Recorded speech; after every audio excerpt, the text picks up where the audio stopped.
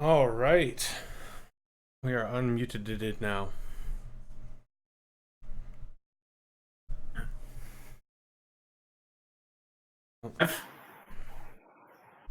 Yeah, I can kind of hear you. We're live? Yeah, we're live. I think your noise gate might be turned up a little too high on Discord. Huh? Maybe. I don't know. Check that out. Check, check. Okay. Yeah, I can hear you fine right now. That better? Oh, yeah. And I had to adjust the audio myself a little bit.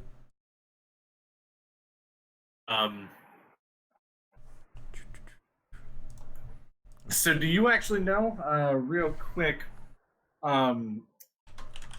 whether Twitter will let you sort your followers by new, Um, I like don't the know right last off. couple that followed on Twitter? I'm not sure. I'll look on my phone and I can't find a way to do it, but that's fine. I can look real quick. I was thinking we make it to the people who helped make the 1,000 celebration possible. Yeah, I know, right? They definitely deserve the shoutiest of shout outs. Gotta turn my phone on silent because people are starting their drama. Save the That's drama. always the most fun thing ever. Save the drama for your mama. I think it might default at least online to most recent, Nice. but in like the 2 weeks since we reached the 1,000 follower milestone and announced that we were gonna do the live stream and everything, um, Yeah, it's popped up to like 1,100 now, yeah, which is like awesome. very quickly it rose up. So But clearly, we're doing something right. I'm doing something right at least. But yeah, random piece of ice just came up from the bottom of my cup and about scared the piss out of me. Don't you hate that? As you do. I've never like in depth actually streamed live on YouTube, so part of me is like still looking at everything and trying to figure it out. I mean, I can see the stream in it, and it looks just like it does in OBS, so it could be a lot worse. Indeed.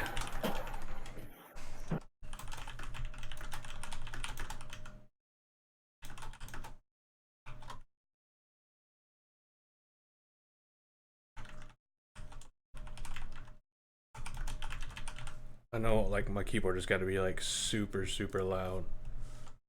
Oh, you're fine. Man, it's a little clickety clack, but It's you the know, sound of work. Oh, always.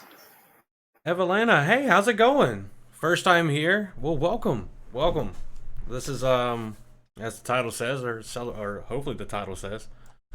I looked at it a second ago to get the link, so I should have double checked. But it should be this is us celebrating 1,000 followers on Twitch, which is ridiculous. Indeed.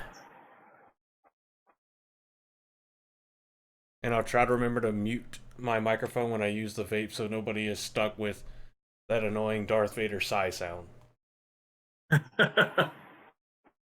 So the fun fact, I guess the dog knew it was a celebration because she absolutely refused to not be in the computer room with me, Oh, of course. which is perfectly fine with me. I would rather her be in the computer room with me than not. You chilling? Oh yeah, she's just chilling. Like here, let me show you. Here we go. Aw, tiger. Oh, she actually heard you. You can see them little Dobby ears perk up. But yeah, Huh? the little red thing at her feet's a one of those Kong like dog toys for like super chewers. So like in case you hear like random like rubbery sounding pops, I swear it's the dog, not me. I swear. Let's see. So you found us on Twitter yesterday, joined the Discord server, and now you're here. Congrats on the first 1,000. Thank you so much, Evelina. Indeed. We're glad that you're here. We're glad that you're a fan, mostly of the series. I mean, like, you only do this because the series is awesome. Oh yeah. But we're happy you're here, and definitely welcome to the joy that is both the Wheel of Time Twitter as well as the of podcasts that have sprung up about it. Yeah. There's And I think there's like last time I checked, there were at least like 10. there's a That new I one like knew every about. month. Because when it started off, there was Wheel of Time spoilers, What's the other one? Tower's been around for a while. I'm sorry. White Tower's been around for a Oh yeah, I while. think White Tower's been around for a month or two longer than us at least. WOT Pod Through was there at the beginning. Um, and then since then, I know we've came around with the Black Tower podcast. We've got the Will Weaves podcast. Oh, Everybody Hates Rand was around before us too. They were around, I think, before us and the White Tower, I believe. But then you got the Humorous name, though I take terrible offense. then you got the Will Weaves podcast, which I think is relatively new, with Brett, who has already read through the entire series, and his wife, that I think is currently reading through the series. And then, whenever Thorn and Greg were holding down the fort here at the Black Tower, whenever that stint finished and they wanted to go their own way, they made the One Power podcast. And there's The Gleeman Radio podcast. yeah, there's the Taviran podcast. So there's Legendarium. I don't know if they still do as many Wheel of Time themed podcast episodes, but they at least were for a while. They were some of the first two. So yeah, there's a lot of podcasts out there, and then there's so many. Which is great. I mean, more perspectives, more voices. It's good stuff. Oh yeah, And of course, who knows what's going to happen? As mentioned, it is an exciting time because end of 2020, beginning of 2021, the Amazon Prime show will come out, and it'll be a completely different atmosphere. oh Everybody who's already on Twitter and does podcasts and whatnot will continue to do so. But it's gonna be a whole different ball game once. oh God, yes. That's why we have to use the time we have now to talk about the books and get the knowledge for the books out there. Because whenever the TV series comes out, there's probably going to be a whole lot of, well, this wasn't bad, but we wish they would have done it that way, as it is with every movie that ever comes out or every TV show. Because we all did the same thing with the Harry Potter movies come out. I think fans that have actually read A Song of Ice and Fire, that's the Game of Thrones series, I think they've done the same thing where this was different, that was different. I never read it, I just watched it. And I think even people with Lord of the Rings did the same thing. Yeah. Well, and of course, I mean, with any sprawling epic like this, the books can just hold so much more information and events than the TV show or the movie or whatever can actually aid fans with visually. Uh-huh. Plus, again, I mean, like, you also have the added interesting problem or hurdle that you have to surmount that are written from certain people's points of view, and so you get these full-on paragraphs just telling you about emotions and what Perrin can smell, and what in Matt's head with dice or with other men's memories or things like that, and Oh yeah. trying to do that visually, and it's hard to do. Oh yeah, it We'll see how well is. they.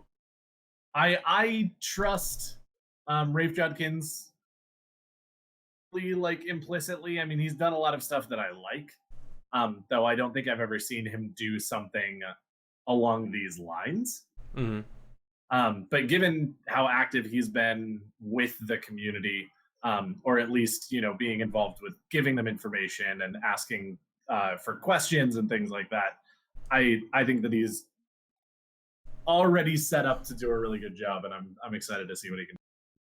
Oh yeah, and trust me, I was paying attention. I was moving stuff around on the screen too because it was getting really hard to reach at, like because of the color scheme and my blurry eye. I'm too young to be old, but I'm too old to be young.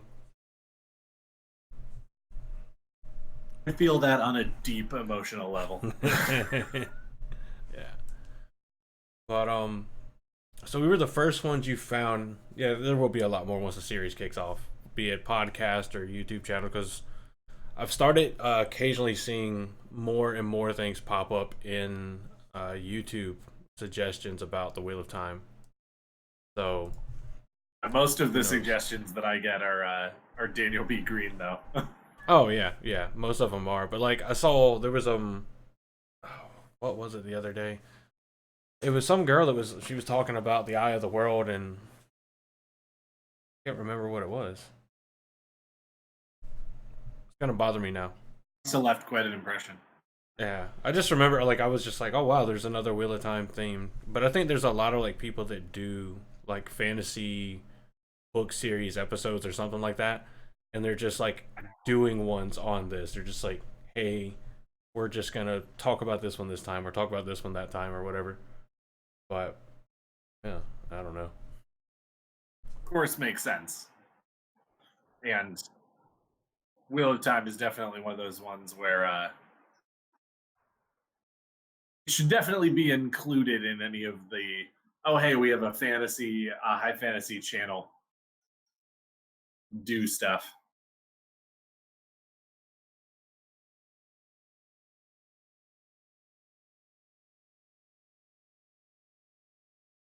Yeah, yeah. How's it going, Gildy?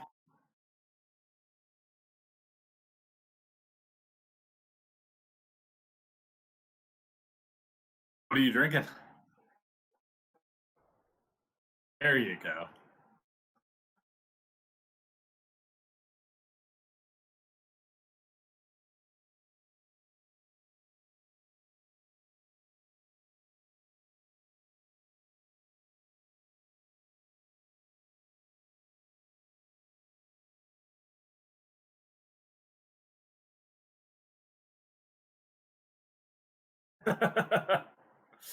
Well, iced tea is better for you in every way, shape, and form, but rum and coke is more fun.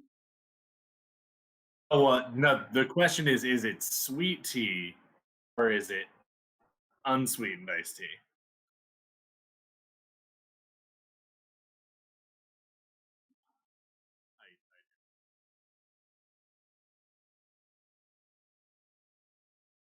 It has those days.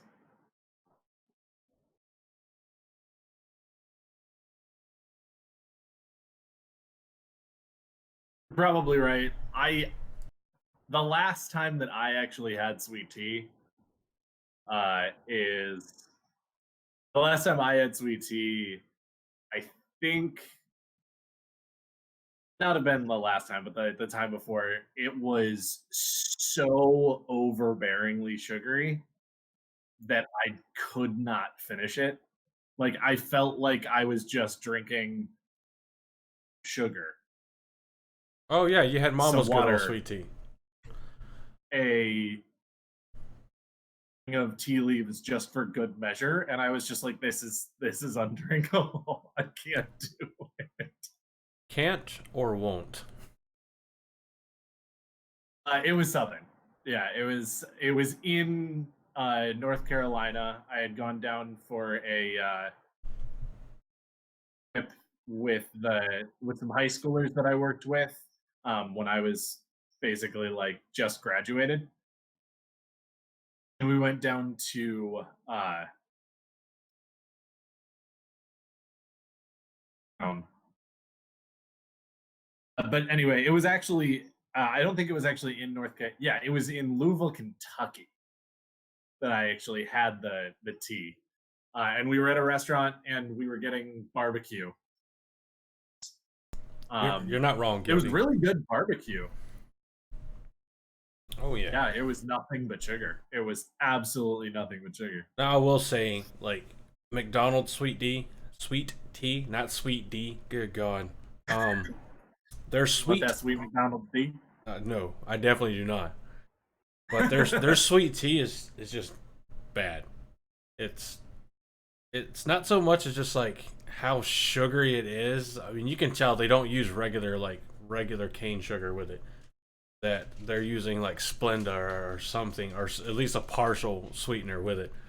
but it always leaves this nasty aftertaste. And I've started noticing that with a lot of different drinks, like Gatorades. Used to drink Gatorades like all the time when I would, was at work doing work outside.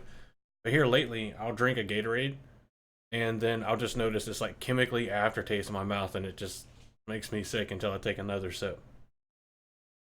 It, So it's interesting because I feel like that's actually always been true. I don't actually feel like Gatorade has changed, but like I also agree that like I'm getting over stuff like that. yeah, Wendy's Wildberry Lemonade. I've never had that. I've had their tea, Yeah. and I think I've had their strawberry lemonade, but generally, if we want like weird or other flavored drinks, we go to Sonic down here. Oh man, the saga of Sonic. Get some Sonic. And it's Gotta more get yourself than some Sonic. close family members. I did when I first came out to Los Angeles, I was actually dating this girl for a little while from South Carolina. He said that the only two places that you could actually get sweet tea in Los Angeles were KFC and McDonald's. Like, oh man, what? What And, a horrible way to be stuck living. So she actually used to make it, and I wouldn't drink it because I saw how much sugar she put in it, and I was like, I can't do what. Especially like this is don't watch them make the sausage situation because I don't think I could stomach the liquid that you just made with that much sugar. Yeah, a lot of that's really bad. I know, like watching people make stuff and everything. Like when I was overseas, end of 15 into 2016, we had they're called OCNs. They used to be called TCNs, but they're called OCNs or other country nationals, and they're people like kind of from the local area that would come in and do work. Because a lot of people, UAE's like population, I think it's only like some 10 to 30% of it are actually Emiratis. The rest are from other countries. Because they're big, they're running out of oil, so their whole thing is like, well, we're gonna bolster up, this tourist thing. That's why Dubai and Abu Dhabi rather, or Abu Dhabi? yeah, I almost said Abu Dar, but it's Abu Dhabi. That's why there's such beautiful Abu cities. Dhabi. Yeah, Abu Dhabi. But anyway, so there were these OCNs that worked in the DFAC where we got all of our food and stuff from. And there was one day that they made, a spaghetti day or whatever, because you have everything's for one day or whatever, or set meals for every day. And they had been using the same water for the past 24 hours to cook the spaghetti noodles. So, like 600 to 900 people went down with food poisoning. Of course, because when it goes bad, it goes bad. Yeah, it was like the night of the Walking Dead. Oh man, got, that's what we need. Yeah, you got a little bit of like static reverb in your mic now. Do I? Yeah. I don't know why. Yeah, I didn't eat the spaghetti then. I got lucky. The spaghetti. Then I got lucky. So, but everybody else that like ate it said they couldn't tell that anything was wrong.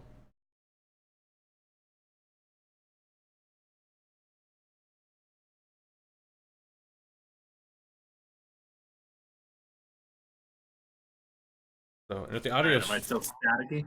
I don't think so. We'll give it like another like 15 minutes, and if nobody hops in to listen to us live on Discord, that means that I'm just gonna assume that everybody can get to us on YouTube. We'll hop out of there and just use the regular VC audio, cut something out of the loop that could potentially go bad. Sense. Oh, you don't hear any? So it might have just been me. So, who knows?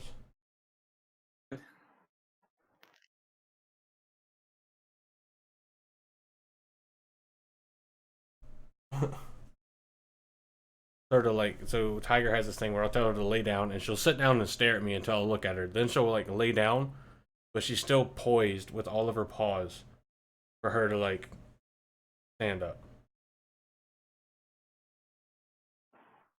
Like, she just crouches down. Let me move the boxes so you can come and say hi. Alright, come here. Up. Oh. Ah, tiger. Why are you pawing at my chest? It was Just went. chest. You just went out. You got food. You got water. The only thing you don't have is attention or full undivided attention at the moment. Stop doing your podcast and pay attention to me. She's like, these people can't love you like I do. And she's not wrong.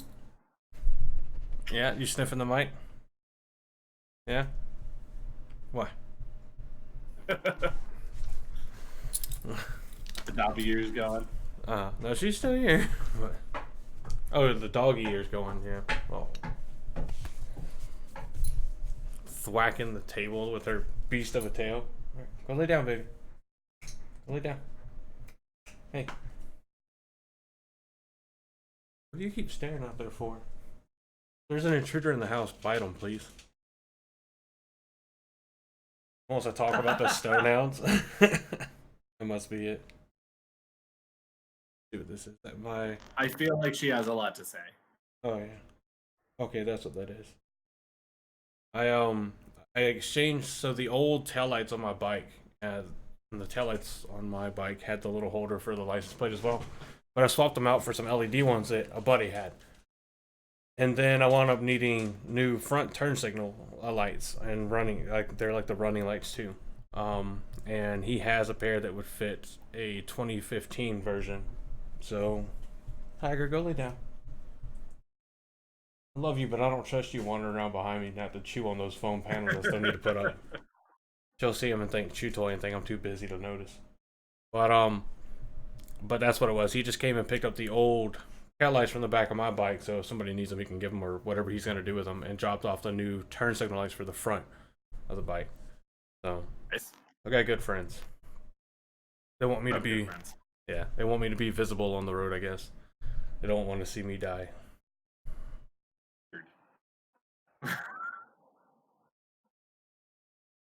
Oh. So, yeah. I like totally had something to talk about and then completely just like blinked on it.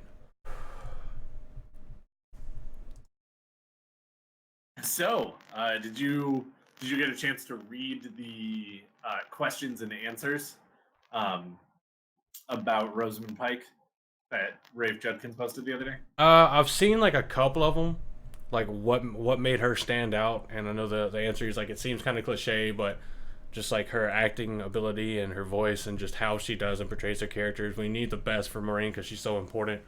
So they're like definitely. Then he was just like, you know, just how much of a fan she became quickly of the series and was willing to dive in and read the series and get familiar with Moraine and just listening to, or reading, I guess. I can't really listen to what Rafe said because it was all on Twitter. But, I mean, but just the fact that he does that kind of stuff alone is already a great. And I've never been a part of a fandom on Twitter, so maybe some other people have done it occasionally. But and I know it's easier, probably. Couple, Yeah, but it's very few and far between. yeah, and I think it's probably one of those things that because they're still doing all the prep for the series to start filming and everything, that maybe, just maybe, I'm not familiar with the process terribly, but maybe there's a little bit more free time right now, so it's a lot easier to be as involved in the community. But I don't think his involvement's going to dip down any more once the actual filming starts. I think it's going to be hard for him to just not post pictures of spoilers. Yeah, no, I'm definitely thinking that, like, I think his sort of straight up activity is going to go down. I think that it's going to be a lot of like shots from set and things like that get posted. But I don't necessarily know. He's definitely on sort of the once a month track. Once a week for a little while there, and then of course he would pop in during the week sometime and talk about some stuff. Right. Yeah, yeah, I think so. Let's see. Go to your kind of a Twitter of timer and a Potterverse one, but agree not too many communities, or at least not that active. Yeah, I mean, well, the Potterverse is trying to get more active now because now there's these ads for something to do with Harry Potter. I can't remember what it is, but it's like, the forces of Voldemort have broken free and are attacking the world. We need your help. Only you can help us. Kind of. I Oh, think it's it's more an of like a, app. yeah, it's an app that they're researching. Wizard Unite. It's the same people. Yeah. It's Niantic, the same people who did Pokemon Go and Ingress. They've now made a themed like AR um, game, and it's pretty fun. I played it for like the first couple of days just to check it out, and it's Pokemon Go. It's almost exactly the same thing. Okay. So yeah, let's go ahead and cut this Discord part out. We'll just talk on through VC.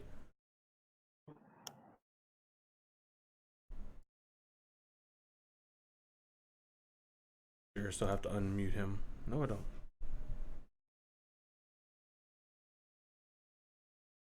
All right, There we can go. you hear me? Yeah, I can. Even sounds a little bit Um, better, I think.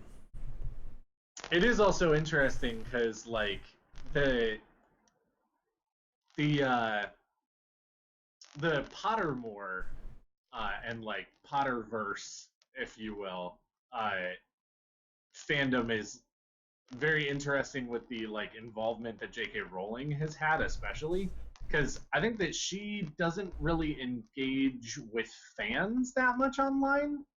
Um, at least anymore. I mean, like I know that there have definitely been times that she has and things like that, but not to the same level as like Rafe Judkins, for example. Now, granted, her series is significantly older, and so the resources are were not necessarily there, or at least as strongly.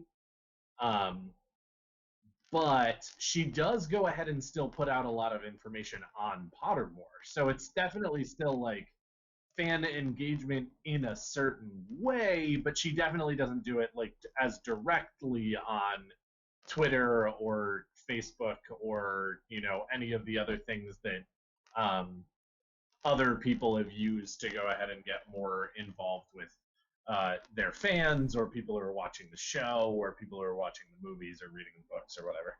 Yeah. Well, I know, like, I think part of it for her maybe is I remember years and years and years ago. It wasn't too long after Deathly Hollows uh, Part Two had aired and everybody had seen it and it had been out for a little while. That is an awkward way for that ad to be cut off on my other screen. Okay, it's an ad for Rakuten. All I saw was this chick hop on this like guy like she was hugging him from up top, and then she was bouncing, and I'm like, that's not what it should be on Twitter. Um, I don't have to be dirty. My computer does it for me. Oh, it's for Vicky Pass. Anyway, whenever she made the announcement that Dumbledore was actually gay, and it wasn't really all that terribly shocking, given just Dumbledore's mannerisms and kind of how he talked, how he walked out, the kind of stuff. It seemed like it was an announcement that just waited until a large portion of her fan base, which let's face it, a large portion of the Harry Potter fan base, of a lot of fan bases, is American. Um, I mean, there's plenty of things that don't have American fan bases just because we don't know about it yet, probably. Um, but once it became more, I guess, mainstream acceptable, it was perfectly fine there. But yeah, like Yodi said, the subtext was there. Um, but now then she kind of started becoming a meme like here over the last like year or two about like well, this person's bi and this person's gay, and the whole reason that Grindelwald and Dumbledore were so close is because they were having love affairs, and I'm not saying if it's not true that could be exactly what she meant, but I know a lot of people are making kind of making fun of it, not because of she's making characters gay or bi or whatever, but because it almost the timing of it with Fantastic Beasts and Where to Find Them, and then the Crimes of Grindelwald coming out, was I could see where people could potentially think that it's um like a Just almost like a advertising. yeah, yeah. Yeah.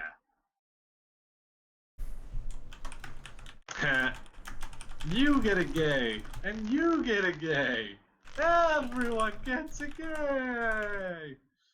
Now, I still love the meme that's J.K. Rowling reveals on Pottermore that you, the reader, were gay the whole time. Oh yeah, yeah. There's That some is great hands down memes. my favorite one. It was really interesting because when she actually uh, first announced that Dumbledore was gay, I felt like it was really awkward because, of course, again, he's very much the mentor character in the series that we already had. And so the fact that like he is so asexual during the entire series, to go ahead and like have him running around with this young boy, to go ahead and now make him gay. And again, you're right that the subtext is all there. I'm certainly not saying that it like comes out of nowhere or anything like that. But to go ahead and like say that he's gay, but not actually have it matter at all for the story that you've already told, makes the story a little bit awkward. But then, of course, you look at the fact that there is Fantastic Beasts and Where to Find Them and the Crimes of Grindelwald and whatnot, and now it actually makes sense because they're dealing with Dumbledore as a young man, as someone who actually um, potentially like makes him more of an, because he's definitely already a three-dimensional character, but it even like fleshes out his personality and his motivations and whatnot even further. And of course, as I said, it was really weird like when she announced it because it felt like it didn't matter and it was just kind of awkward. But of course, then we started getting the things where it mattered, and it was kind of nice to know. Yeah. Sorry, I had to kind of laugh because Aaron was typing in the live stream text. I was like, "Hey man, sorry, we just hopped out of here because nobody was in here yet. So this is fine. I need to go to bed soon." And I was like, "Yeah, you're a sleepy, sleepy dad." And he's like, "Have a baby." They said it'd be fun. They said. Very nice. But yeah, and what I'm still interested in is if are we actually gonna get to see a good, true exploration of what happened between Grindelwald and Dumbledore. I think we are, because the first Fantastic Beasts and Where to Find Them doesn't that happens after whatever happened initially with Grindelwald. Because at Correct. that point, Grindelwald is already in prison, and they're just not even thinking about him. And it's not until the next one that he breaks free. And yeah, Well, at the very end of the first one, he has. Well, so during the first one, he's already broken free. But he is disguised as someone else, so they're not really sure what's going on with him because nobody can find him. oh Um, yeah, I and can't remember then that shit. he reveals himself at the very end of the first one as being Colin Firth, who's actually Johnny Depp. And you're like, wait, what? Oh yeah, yeah, they're all Johnny Depp. They're just all Johnny Depp. Everyone's that. See, J.K. Rowling actually reveals that you, the reader, were Johnny Depp the whole time. That's pretty much the long and short of it. Uh, but yeah, so it's great to see those kind of communities and those kind of things and the involvement that we have going on. But no, back to the original question.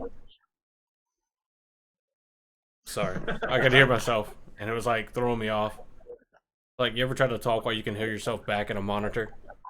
Yeah. Yeah, that's what it's doing. Yeah, because I can hear myself through yours now. Oh no. I don't know why yours like keeps swapping between like I'm fine and then I'm not fine and then I'm fine, then I'm not fine. I can toss some headphones in if you want. That might be easier actually. Okay, let me go ahead and do that. We'll stand by and Also, wait. I really appreciate your Grindelwald was a pirate, not a wizard, the whole time. It's nice. Because let's be honest, Captain Jack Sparrow uses a surprisingly large amount of magic and such in those films for not being an actual wizard. So while you're doing headphones, I'm going to go get some more to drink, Nice. and I'll play Jack of the Shadows while I'm gone doing that. Nice.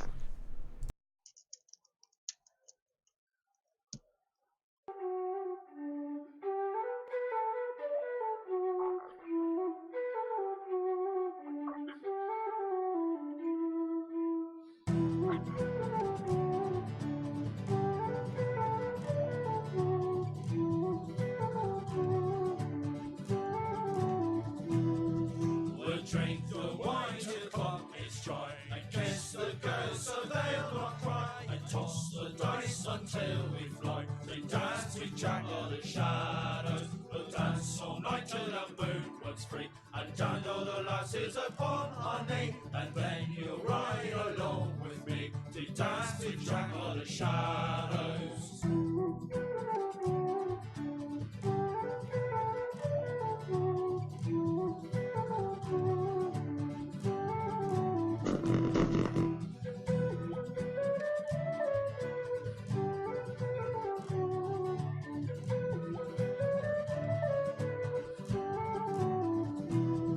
We'll sing all night and drink all day, and all the girls will spend our pay, and when it's gone then we'll away to dance with Jack of the Shadows. It is a good song.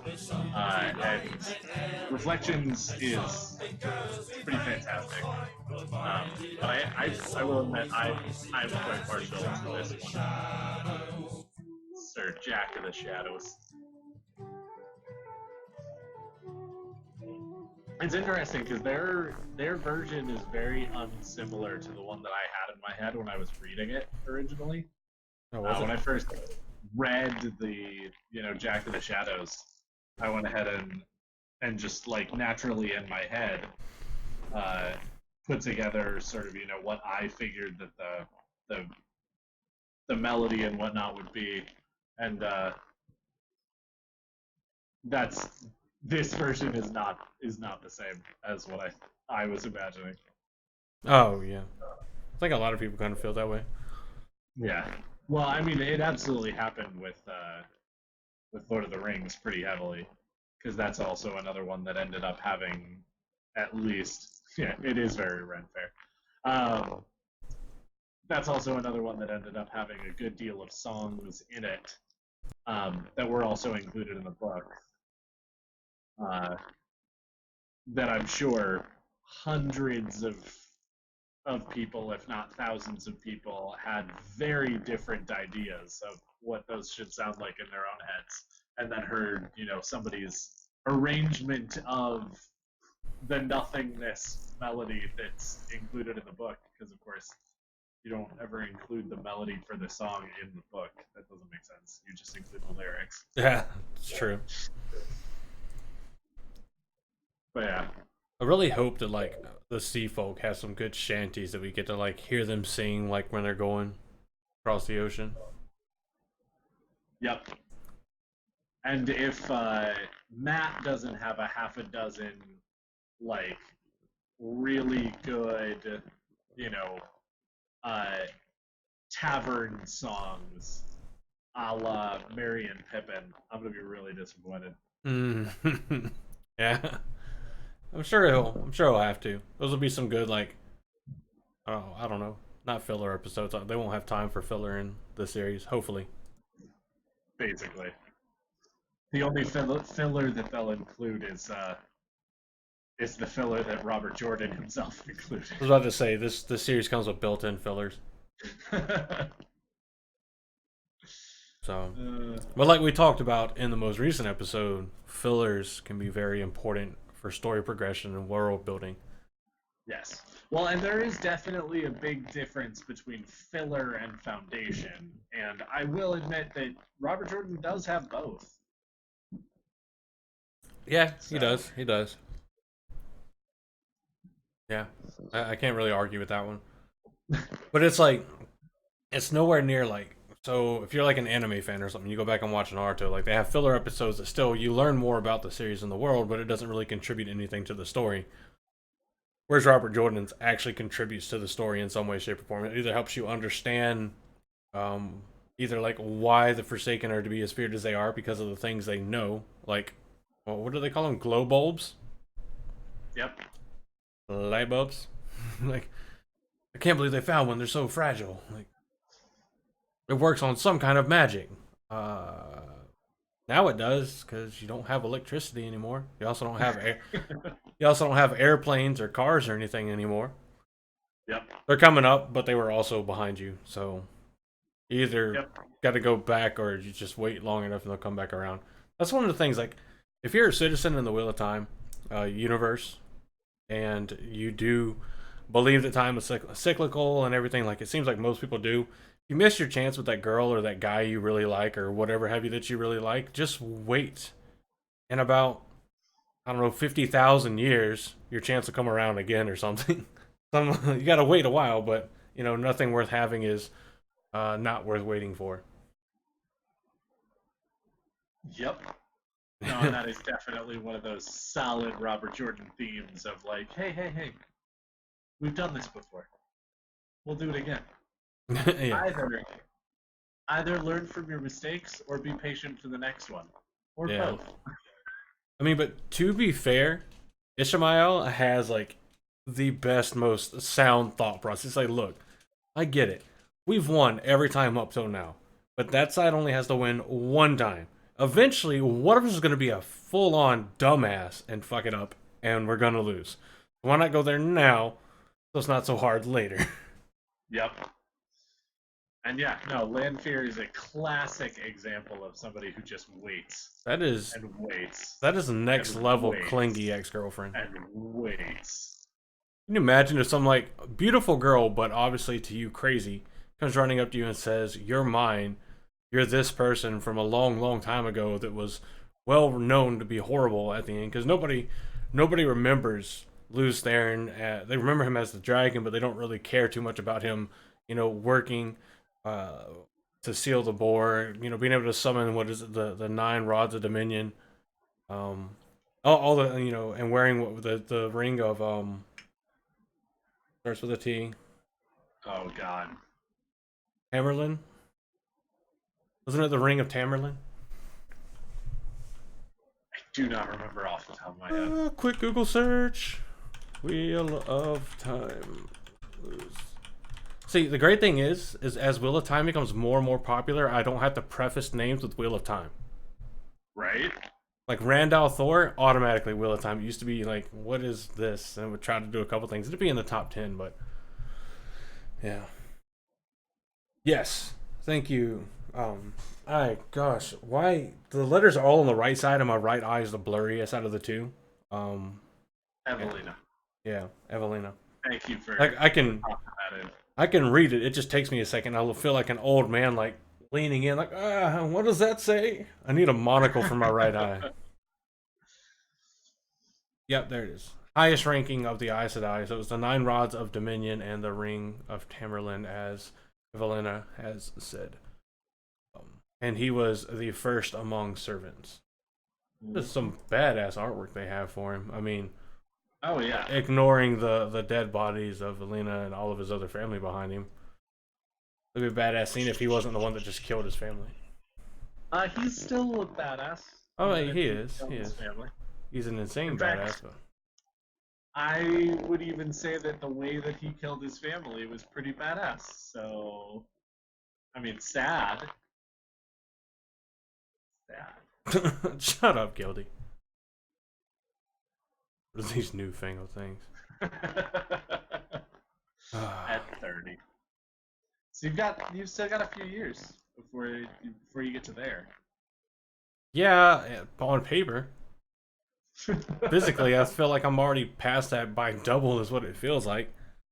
Jeez, man. Oh man, my cousin and I were actually talking about this not too long ago, because both of us are the kind of people who like looked a little bit older for our age when we were in like high school, right? And so I've been getting people thinking that I'm like 24 for the past like I don't know 15 years, maybe not quite that long, at least 10. And Like- so at some point I actually like hit that age and then went past it. And now instead of being like, oh yeah, no, I'm not actually that old yet. I have to be like, oh yeah, no, I'm definitely older than that. Yeah. Yeah. Mine's kind of that way until like if I can finally actually like grow a bit of a beard.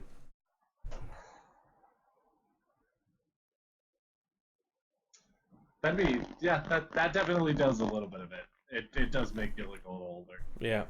But while I'm still in, I can't have one. But as soon as I get out, it's growing. Yeah. Unless you can't grow one, because if it turns into like really patchy nothingness, then it's just humorous and you look like a child. Oh yeah, it's not that bad. You just have to trim it the right way. like most things in life. Oh, my neck. It feels better though. Right. But yeah, so this 1,000 follower thing that we apparently hit on Twitter was something Indeed. that when Aaron and I started the podcast, never expected any of it. We didn't expect anything that happened as it kept going.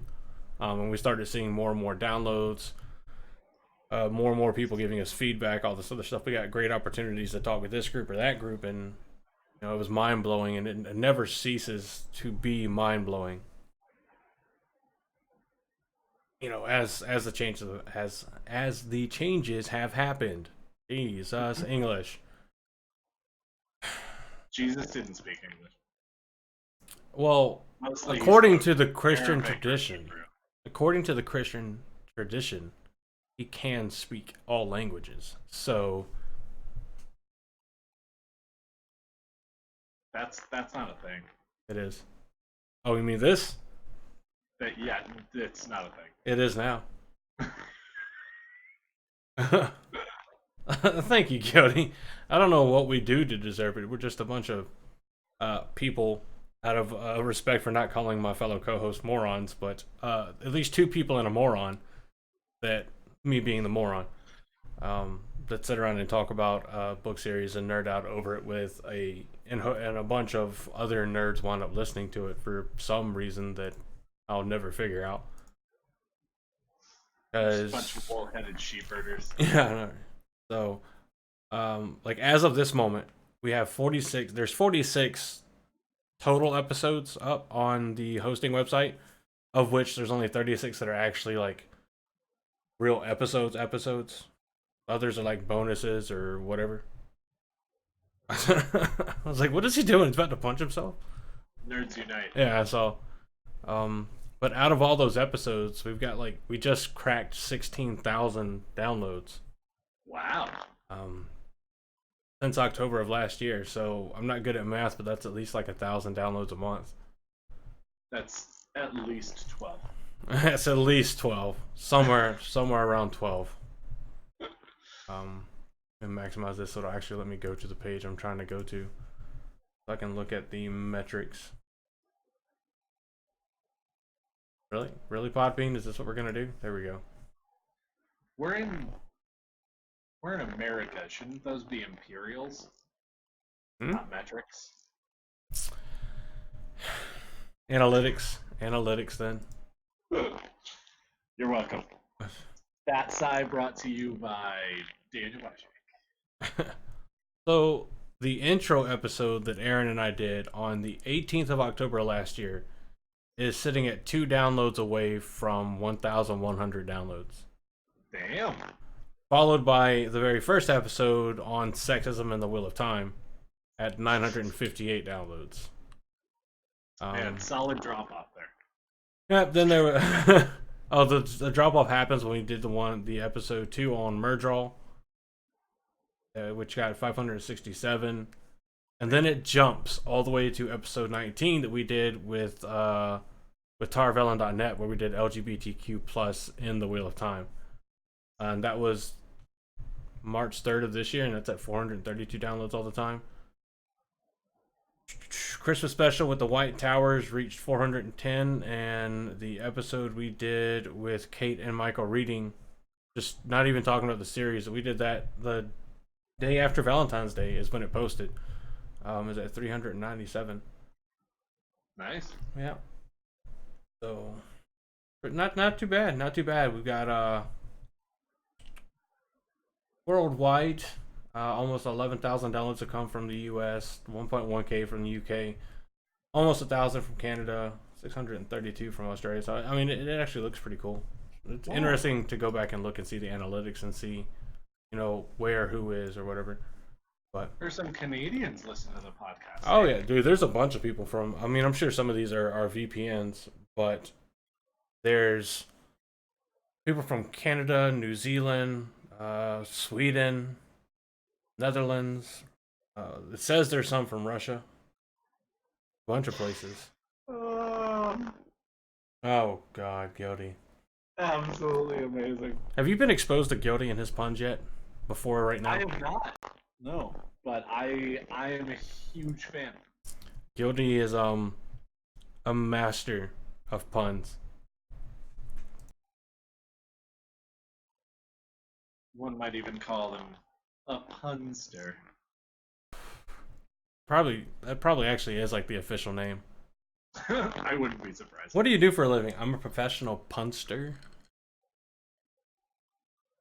The punctuation of that with the ice hitting the glass was excellent.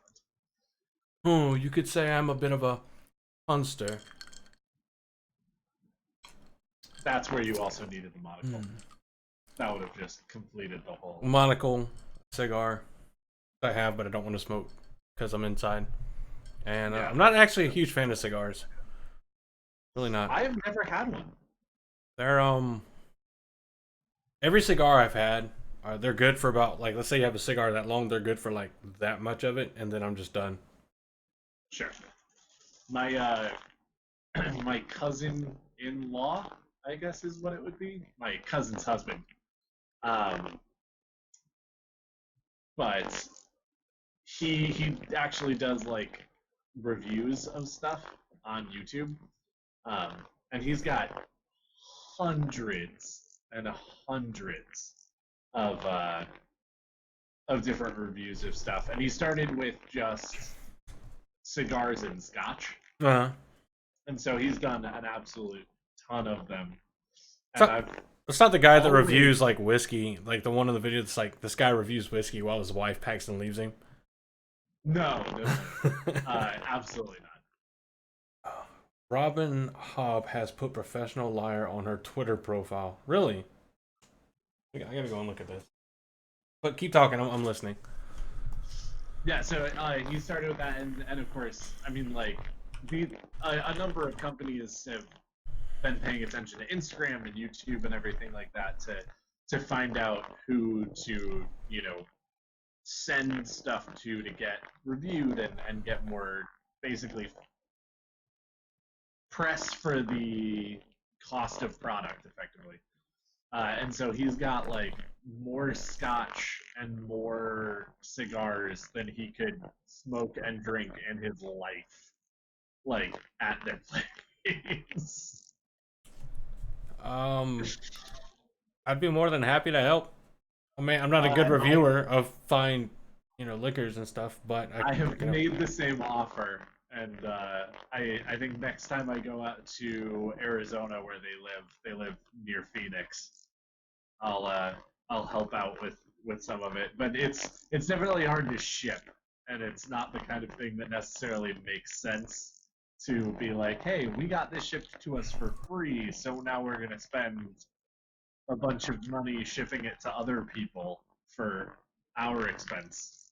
Yeah, and you can't really resell it because if you don't have a license, then that's a big no. Big Brother government will get kind of pissed at you for that one. Well, and of course, I mean, it's also a situation where like those companies are going to be really annoyed that they sent you free stuff and then you sold it. Like that's just a dick move. Yeah, I mean, wouldn't we all be mad? Like you buy somebody a Christmas present, give it to them, then you see them sell it on like eBay or Facebook Marketplace. Right? Very similar. That's why if people ever buy me stuff or I buy somebody something they want to sell it, they got to sell it on Facebook Marketplace because I got rid of my Facebook, so I won't see it. Duly noted. So when you send me a Christmas present, Yeah, and you don't like it, sell it on Facebook Marketplace. I wouldn't see it anyway because we live far enough away. I mean that's totally true. Unless I ever decide to come out to California, I'll be close in September, kind of, relatively closer than I am now. I'll What are be you up to in September? I'll be in Portland, Oregon, the end of September for SpoilerCon. Yes, Yeah. indeed. So That is significantly closer, though at the same time it's still like a long way. 24-hour drive. Yeah, I'm not making no 24-hour drive now. I tell you what. Mm-hmm. Yeah. I have family up in Seattle, and so I've made that drive a couple of times to go visit them. And Portland's even further, though not by a ton. Mm-hmm. I've only It's a nice drive if you take it slow, but of course then it's even longer. yeah. You trying? Are you saying it's a slow ride? Take it easy. Slow ride, take it easy. I enjoy your presence, but I'm gonna sell it. Ha! I see what you did there, Guilty. That was a good one. Yeah. The puns just keep getting dropped. But I've been to Klamath Falls before with the military, for a big exercise they were doing. We got to go see Crater Lake. It's a really beautiful place. It is, yeah. So, oh man, ooh. But yeah, I don't know why I said but. Like I was changing topics. But yeah, so in the 2 weeks, like we said, kind of towards the beginning, since we reached the 1K follower milestone, like we've already gained like another 114, which blows my mind. Right? It's super awesome. Like as soon as you hit a K, like 1K, more and more people start following you. Apparently. Well, I mean that does make sense that it's just kind of exponential in some ways, because of course, when you have two people following you and they tell two people, you Yeah. do double your followers. That's But it that's true. also still seems like such a small number. But when you have 1,000 people and each one of them is telling someone, then, if even 10% of those people actually go ahead and start following you, that's 100 people. There's still people shooting off fireworks, so I keep hearing explosions.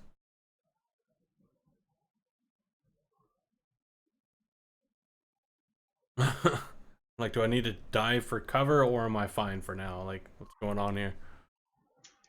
I would say you're fine, because of course I know that basically everything that's going off around me is fireworks. Yeah, But same here. you live in somewhere where that might not be true. America! Bang, bang, bang, bang. America! Fuck yeah! Coming again to save the universe. What a terrible and wonderful movie. Oh gosh, yes. Just think, when we get done with There are this, three kinds of people in the world. There are dicks, there are pussies, and there are assholes. America does love to bang. The most, yeah, we do. That has got to be one of the most insightful and offensive monologues in modern history. Yeah, probably. Pretty sure. 'Cause North Korea everything condemned is that movie accurate. too, didn't they? Oh, of course they Yeah, did. because wasn't it like Kim Jong Il or whatever was the villain in that one? Mm-hmm. And it turned out that he was actually not even spoiler. It turned out that he wasn't even actually human. He was just a robot controlled by a bug that was from outer space. As you do, as you do. I mean, because why not? When you're making an entirely puppet-based, ridiculous parody of America, then why not? Yeah, Might as why well not? go the whole 9 yards. That's the biggest question. Is like someone's like, why shouldn't I do this? Why not? What's stopping you? Don't let your dreams be dreams. Just do it. My dog is staring at the knife I have on standby to open some packages I got. You better watch yourself. Sleep Yeah. with one eye open. Like, tell me to lay down one more time, motherfucker. I'm gonna stab you. Jeez. The dog's not playing around.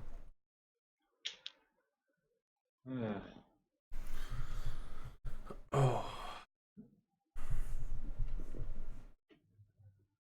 You are British. Or if you a British. I am not a British. Don't let your dreams be slayed. Oh. Wow. Aw, I That just is- made myself sad. Yeah, I know, right? It hurt itself in this confusion.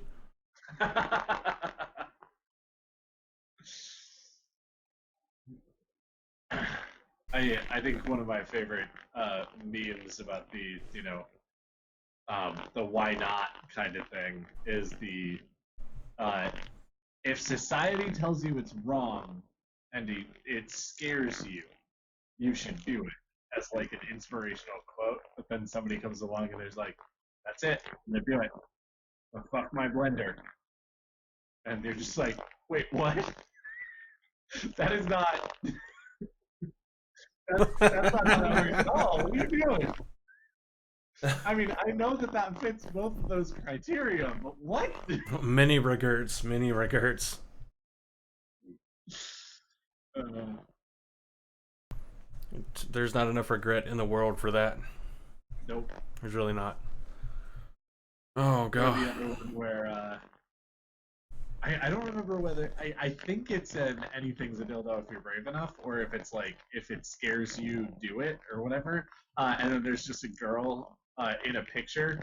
This is like a text conversation, and she's just holding like a relatively large cactus.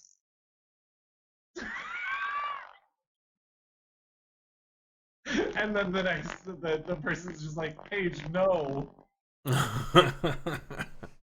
The proper It's response. So good. It's so good. That's like I had some friends at work that we're all kind of messed up in the most wonderful ways, of course, and they had never heard of Moby Huge.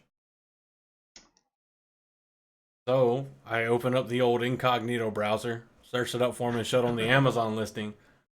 And the funniest part is that it, as part of its selling thing, is it comes as a bundle with personal lube. Mm-hmm. And I'm like, how? Why? I mean, I know how, but I don't know why. Yes, the why is really the question. Yeah, it really is. So, The how is just a matter of physics. The why is the psychological ramifications. it's like, have you seen the freaking meme where it's like, Alexa, what's the maximum diameter the human anus can stretch to? And it says like 4.5 to 5 inches or something. I just turned on my Alexa by accident. And then it just says like next one, it's like, Alexa, what's the diameter of the Amazon Alexa? Then it just has the picture of the Alexa and it just says internal screaming. Yep. This is our brand of humor. Indeed. We get weird here at the Black Tower Podcast. And Doggo's back. Tiger. Hey. Right here. Ow. Just headbutt me in the lip, don't you? I mean, that's how I show love, Dad. Yeah, she just looks up all proud. What are you doing, Tiger? What is your issue? Oh, what are you doing, Tiger? You're headbutting me in the lip. I need that for smooching the lassies. Oh man, you know whose accent I can't wait to hear? Who? Bale motherfucking Doman. Oh, yes. That's going to be golden. Part of me really wants it to be like that, like deep country New Orleans Creole accent. Oh, that would be amazing. That I would be totally take that. fantastic. But you know who else would be absolutely perfect if they hadn't just played this role in Game of Thrones? Huh. Sir Davos. Yeah. I still agree, like we talked about, not last podcast, but I think the one before, about like Rand and everyone being like super country. Oh yeah. But Moraine, I don't want to be that there Dragon Reborn. No, I don't want to do it. I don't want Chandler. It's going to be crazy. No. Perrin's just out there just like, I tell you what, I'm not a smart or fast man, but I know what love is. Freaking Tam just talks like Cotton from King of the Hill. I killed Fidel.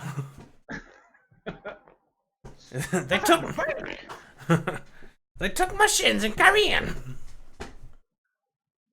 Go lay down, Tiger. Tiger, go lay down. You know what you do in the middle of a battle? When you're on the slopes of Dragon Mountain, you find a baby in the snow. You bring it home and you say, Kari, I've got a baby. What do we name it? What do we name it, Kari? What's gonna be his name, Kari? Ram. Ram's a good name, I'll tell you what. It's just a poor helpless baby I found, like the baby Jesus. NASCAR. What is wrong with you, Tam? What have you seen in the war? Huh? They came over the wall, a bunch of savages. Rand's name becomes Buford. Oh no! So we're gonna change Rand to Bandit from Smokey and the Bandit, and and Baalzamon can become Buford T. Justice. Get back here! Drink from the goblet, you son of a bitch! You serve me, I tell you what. You'll never get away from me. I'm too smart for you. Oh, then which one's got to be like his son, the dumb one that's always with him?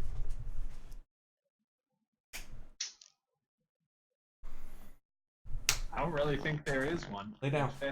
Maybe that's Shada Haram. And he's not dumb. Definitely not dumb. I don't think he follows anybody. Well, not in terms of listening to them, except for Shaitan. Well, exactly. So Shaitan is. Would he be Buford T. Justice? Man. Shada Haran is his son.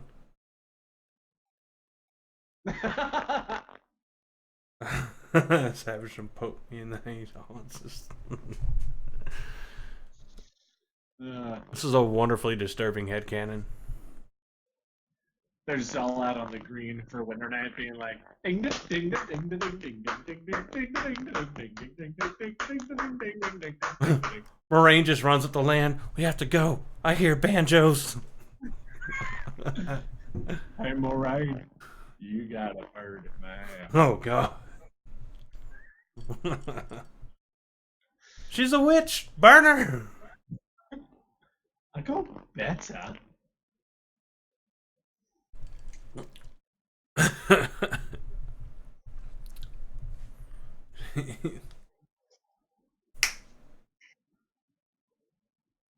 Every time I move, the dog thinks it's a summon to come back up here. I'm like, look, I love you, but I'm trying to do things. Namely, stare at computer screens and move a mouse. Right? Yeah. How do you not understand that? Like, literally, for the past... Child who doesn't speak English. Yeah. For the past, like, for the first, like, hour and 10 minutes, she was perfectly fine just laying down. And now she's like, he moved. That must mean come here. Right? Gotta love dogs. Must love dogs. Isn't that a movie? It is. I'm ashamed. Why? I don't know, because I've never seen the movie. And isn't that like one of the quote unquote chick flicks? It is definitely a chick flick. Yeah, it is a romantic comedy. I do stereotypically ascribe to the more masculine genre of films. Quotes are up there because I don't want anybody to feel attacked or targeted or that I'm enforcing stereotypes or whatever. I really don't care what you watch or why you watch it, but right. I have been known to put on a nice rom-com and lose myself for a couple of hours. Actually, usually they're less than an hour and a half long. It's like a rule for romantic comedies. Okay. And then, of course, I've been known to turn on a movie that's just stupid and has Nicolas Cage or Jason Statham in it. You know? Rosamund Pike is Moraine, but Peter Dinklage is Lan. You know, honestly, like, again, if only he had blue eyes, Jason Momoa would just be a shoo-in for Lan. Like, it would be amazing. All I can think of when anybody talks about Jason Momoa is the huge, like, sexiest man of, what was that, like 2017 or 2018 debacle that came about. Whenever he was when he was only relevant again for the last month and a half of the year, and everybody got pissed because an actual regular, average day-to-day man, Blake Shelton, was made it. Yeah, he did some fucked up stuff, but so did, Jason Momoa has too. Everybody seems to forget that the woman that he's currently married to and has a child with, he was actually dating someone before her, got this woman pregnant left the woman he was dating before. I mean, it was the right thing, but came over here. He's still cheating on someone. I mean, Yeah. don't get me wrong. Like I nobody's mean, perfect. It's to be equally fucked up. fair, But he is. to be fair, sexiest man alive should not be. You should not be prohibited from being the sexiest man alive if you make bad life choices, because it's not most role modeling man alive. It is absolutely Yeah, just that's true. about how you look. But Yeah. at the same time, I mean, like, I'm also like, that sucks. I think there should be like. I really wish he hadn't done that. I think there should be two categories, like most real, like sexiest man realistically and sexiest man like non-realistic. Right? Let's face it, we can't all afford like personal Idealized training. Yeah. sexiest man. Let's get the guy that grew up to be the mannequins he always saw in every workout shop he ever went to. And let's get the guy that actually grew up having to do a bunch of shit his entire life and could never afford a personal trainer. I mean, who do you want? The guy that's got huge muscles and like 0.2% body fat, so he's gonna die any day now because he has no body fat at all to show off all his muscles. Or do you want the guy that actually knows how to change the oil and fix shit in the house, or even girl, even whatever, whoever that can actually be useful around the house, not just, hey, I need help fixing the car. Look. I can't help it. It's not a Tumba. He's lasted pretty long, so. Oh yeah, did you see the video like within what was it like a month or so ago where he got like Ed like jump kicked in the back and didn't even move? I missed that one. Yeah, he was like doing some kind of meet and greet somewhere, and someone came out of nowhere and like jump kicked him, like just jumped up and kicked him, and he fell off. And his literal comment was, his first response was, "I thought someone just bumped into me," because people do that all the time at these kind of events. I hope the guy's all right. And I'm like, what? Yeah, You're too strong. I mean, he's a big dude. He's a very big dude who has kept up with that for a while. And, like Schwarzenegger for land. No. Could you imagine? Lorraine, we've got to get to the Shao Gold now. Let's go. Nynaeve, I cannot love you. I would only give you a widow's wreath. Valkyria, to me. Someone needs to make that, like, once the series comes out and we get all these things, someone needs to make that as like an animated like parody. Nynaeve, you've got to quit tugging your braid. Oh, guilty.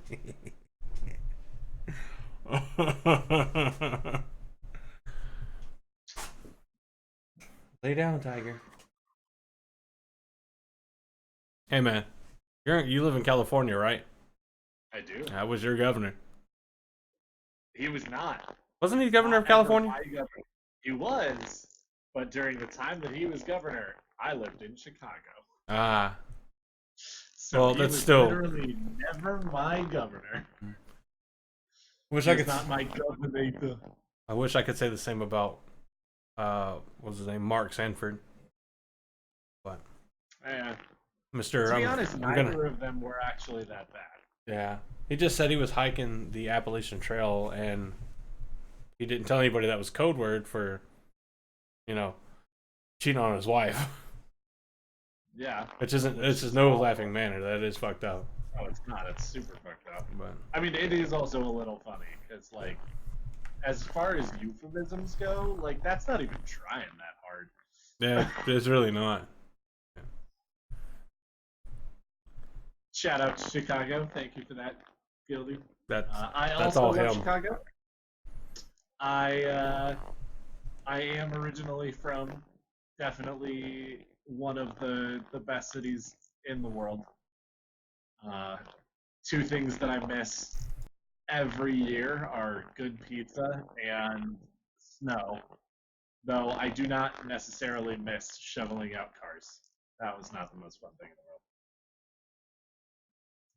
Yeah, I don't have really any love for Illinois, but that's only partially the state's fault. We're not gonna get into that. But I did enjoy Portillo's. The times that I was up there before, I didn't like being anywhere near Illinois. Portillo's was actually pretty dope. A lot of the things that they're pretty dope. They do have, Portillo's is amazing. yeah, they do have that really dope like is it the Vietnam Memorial that has all the dog tags hanging down from the ceiling? I think one of the two, but. So there's some dope things in Chicago. I just have no desire to be in and or anywhere near the Illinois border anytime in the future of my life. And you also can't, and they also don't recognize a South Carolina concealed weapons permit. So I'm from the South. You can't take my guns. It's not gonna work. They're not asking to take your guns. Just don't concealed carry it. I couldn't bring it in anyway. I know, you couldn't open carry it either. Yeah, I was like, let me just put it on my hip. You're going to jail. I didn't know any better. Down south, this is the norm. You're more concerned about the guy who doesn't have a gun. Yep. But oh my god. Before I left though, I think it was 2008 or 2009. Near the end of the year in 2008 or 2009, they actually had a story on the news that there had not been a single reported gun death in Chicago, anywhere in Chicago that day. And that had been the first time that that was true for like 20 years. mm-hmm. And it was so sad that we were all so proud that we put it on our news like that we had our news anchors go ahead and say it to us. That they were proud of us for not murdering each other. It was great. You guys did not commit murder today. You get a gold star for the day, but we'll take it off at midnight because someone's gonna fuck up. And I think wasn't it like right after midnight somebody got shot? Oh yeah, it was. In fact, I wouldn't be surprised if literally during the news broadcast it happened or something like that. We can't lose this kill streak. Bow! There's so much I could say on that, but this is the Black Tower podcast, not a politics podcast. Indeed, yeah. So I don't. That's why I didn't say anything. A lot of times, like when I'm just sitting there with my mouth shut. There's stuff here, but it don't need to come out here. That's fair. It's a good filter. Yeah, every once in a while it works. Sometimes not. Sometimes the filter's gotten better over the last couple of years, especially over the last 6 months. Yay! Progress in adulting. What does it mean to be adult? You're broke, you have bills, you never want to get out of bed, and you need to keep your mouth shut a lot more often than you want to. That's what being an adult is. Holy shit, he's right. This is the worst trade deal in the history of trade deals. Possibly ever. Growing up to be an adult. I'm not going to stand for it. We're going to renegotiate the terms. Who did this? My parents just woke up one day and decided they needed to make a person, and now I'm responsible for buying myself food and paying rent and getting myself to school and work and all of this bullshit. This has been the worst trade deal in the history of trade deals, possibly ever. I do have to admit that, again, that's one of my favorite tweets. Not his. Oh, yeah. But somebody else that was like, what kind of world do we live in that two people can just decide to make a person and now I'm responsible for taking care of them? I mean, that should be a legal defense. Like, sir, why did you steal from the store? Look, I would have never done that if I'd never been born. I did not consent to being born. If anything, I was forced to do this. Two other people in this world set me on this train. Coerced me. Yeah. Into stealing from this 7-Eleven. I was forced into taking my first breath, Your Honor. And if it wasn't so illegal, I might have taken my last. But no, you made it illegal. This is your fault as much as my parents. I didn't ask to be here. I never asked to be born. Now we're getting into some Gen Z nihilist stuff. Oh yeah, I love how that's like the modern comedy is now just like, if you do this, you're gonna die. Immediately doesn't. And have you seen the one where it's got like the is it like the three like giant dinosaurs or something? Like one looks real mean, the other one looks like the one next to it like really confused, and the last one is like Gen Z. Yeah, You know what I'm talking about? Meme culture is amazing. it is. You love Chittown? What? Chi-town. Chicago. Oh. Chi-town. Oh. I was like, what the hell is Chittown? Wow. I don't know that stuff. Tiger, how did you not just lose an ear on the corner of the table? The art, the music, theater, and no cow set the place ablaze while I was there, so yay. Yeah, how about the far beyond substandard air quality? It's better than Los Angeles. I mean, So it's a byproduct of I don't any have of any. anything to go ahead and- I mean, it's just like Detroit. I mean, they're centers of manufacture and production, so it's gonna happen. Plus, there are a lot of people. There are a lot of cars. There are a lot of just stuff. There's Yeah. a lot of stuff. Yeah. Versus, I will say that the only joke I get now is the one about Indianapolis being nothing but forever. Because driving from South Carolina up to Chicago, you do hit about 6 hours of your drive that feels like you're just driving through fields and wind farms in Indianapolis. Mm-hmm. You had no issue breathing? Yeah. I didn't either actually when I was there, but I couldn't run like I wanted to. It was almost like being down in South America. Versus South America, the air was thin because of elevation, versus Chicago, the air was thin because there just literally wasn't room for oxygen in the atmosphere. So it's one of the first things, Yeah. like whenever my ex was living down here, one of the first comments she made was how much easier it was to breathe down here. Yeah, my best friend. Fully down? We've been friends for 12 years now, and she like we were in Chicago, and we like she didn't really have a whole lot of trouble breathing, but then we moved out to LA together, and she immediately was like, "Oh wow, it's harder to breathe here than it was in Chicago."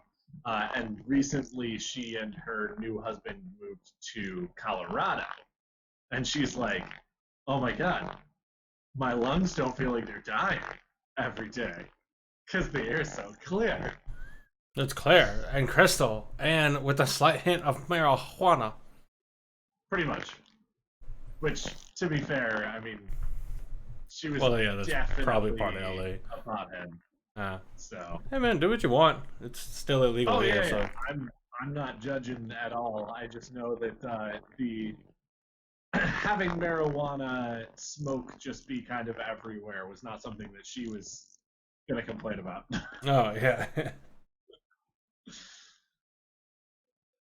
So we were talking earlier today or yesterday. Didn't you say you had something for us or the viewers or something? Indeed. I actually have a song, and I'm actually going to take my headphones out to go ahead and do this. So I do apologize if I'm reverbing you, but it is going to be a lot easier to go ahead and do this without the headphones in. So credit for the melody of this song and the original lyrics actually goes out to Boys Like Girls. They are the ones who wrote the song.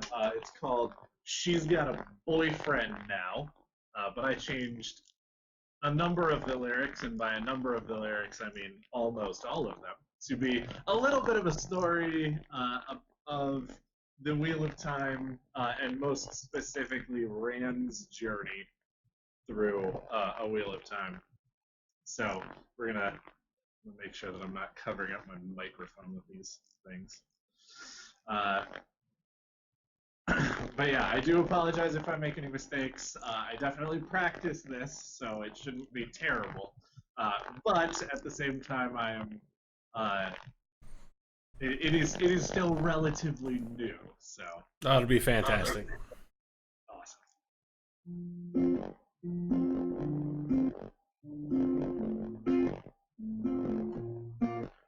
I was 20 and invincible, had the world figured out, and the sheep in the pasture told me everything's gonna be alright. And everything was gonna be alright. Maybe her hair was unbraided, but why try to find another when you're positive her mother's had her eye on you quite some time? A little village, you just toed the line, but then came winter night, and now it's fight or flight. Now she's off with Perrin and dancing with Aram, 'cause nothing went according to Maureen's plan. Now we're falling in gardens, meeting from siblings, wondering if Matt will ever trust again, but that's all she wrote. Wish that we could go back to Emmons Field, but I guess I'm the dragon now.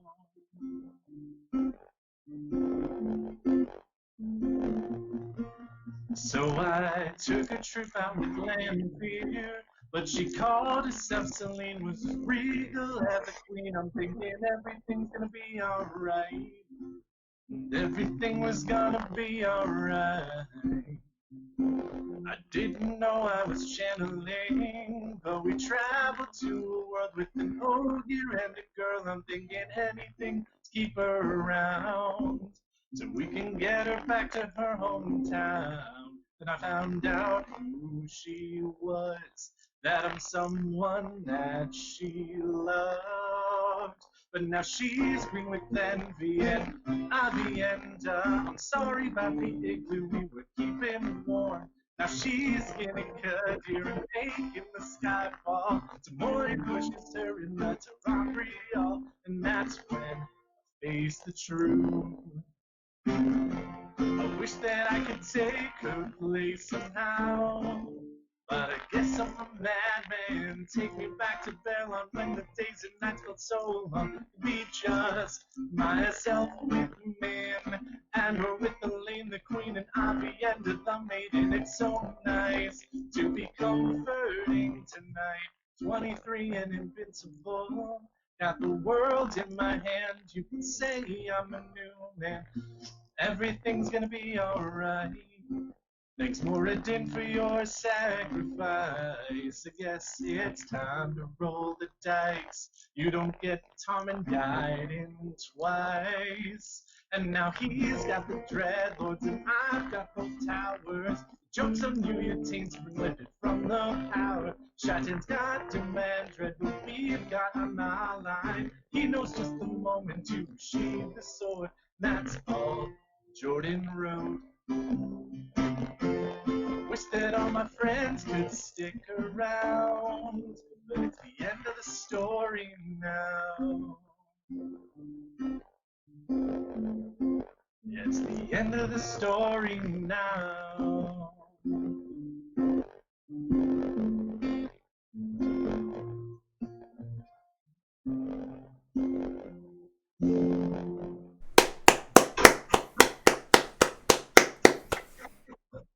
Tiger, go lay down. The best punctuation. I know, right? Tiger, go lay down. Dude, that was amazing. Thanks. Next, Wheel of Time or the Wheel of Time Dance Tuesdays, right? Yes. Yeah, you got to do it then. You gotta put it up. I will. No, it'll be fun. That's my dance party submission for this coming week. I'm just waiting for all of the wonderful spin-off shows that are clearly coming. After Wheel of Time runs out, same with Game of Thrones, where we have things like Ranland's Next Top Gleeman and Cribs White Tower Edition. Nice. Nice. That was really good. I love the igloo comment. I swear, just keep it warm. Oh yeah. Oh yeah, you are. Ting, please lay down. What? Tiger, you need to go lay down. Doing a podcast now. She just sighed. That's all she did. No, lay down, Tiger. Didn't you listen to the song? Apparently not. Come on. Oh. She liked it too.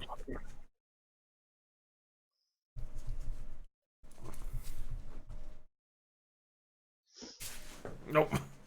Good job, you Now I found have to actually write an original so I can compete with Andrel. Oh, yeah? I really liked his take on Hey There Delilah the other day. Oh, yeah. Yeah, that was pretty good. Yeah. Nice.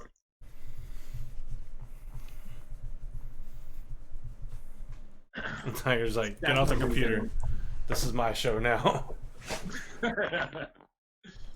Gildy, you are welcome to hug this doggo. This doggo loves hugs.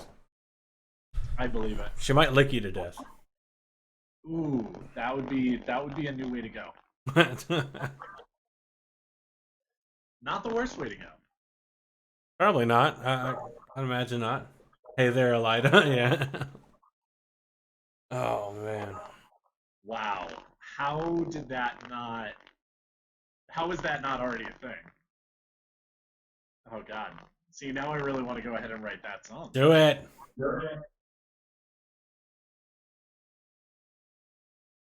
My gears are already working. Let's go. Yeah. Oh, if you want time to always do music, we can do a musical Monday where you write songs and you post them out every Monday. I'm down. I might not be able to make every Monday, but like every other Monday, I could probably. That gives fun time, like parody songs. There you go. Are great, and then of course,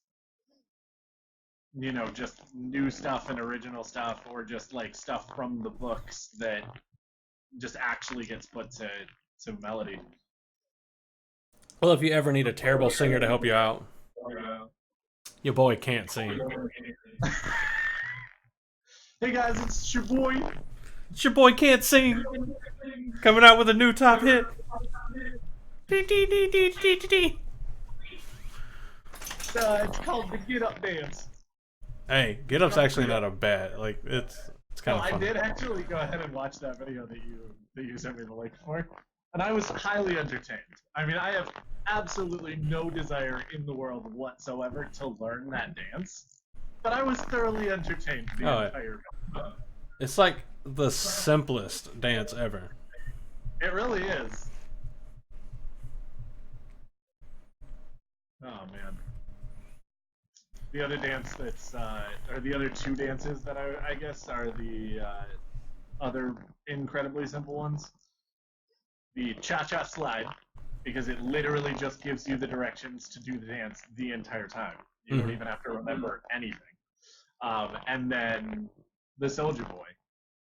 Oh, yeah. I mean, to be fair, the Get Up dance, he tells you how to do it all in the chorus. Yeah, that's why it's that one, and then there are like 3 songs.